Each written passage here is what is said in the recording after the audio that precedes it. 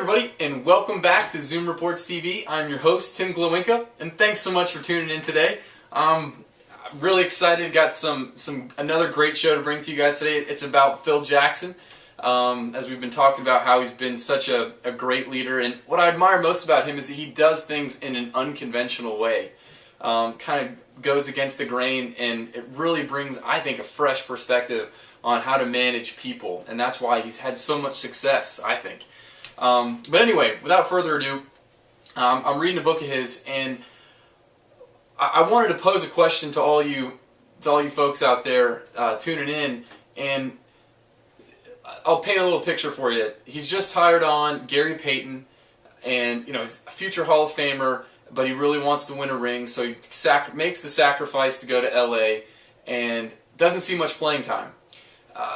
As it approaches the playoffs, he gets upset he's not getting the PT that he wants, so he kind of has a public display of, not affection, but lack thereof. He's really upset with the club, the organization, the coaches, everything. So as managers, as coaches, how do you handle that situation?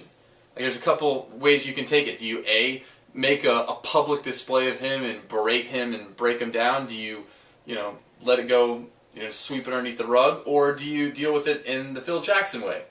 Well, what we're going to talk about today, obviously, is the way Phil Jackson did it. And, he didn't do door number one of, belittling him in front of the media, in front of everybody. Didn't sweep it under the rug. He wanted to address it, but he wanted to do it in a way that was respectful to Gary and respectful to the team as well. So what he would do is he would just bring all the players into a group setting and say, guys, listen, is there anything anyone has on their chest that they feel that they need to get it off? Or do you have any beef with anything that's going on right now? And is everybody okay?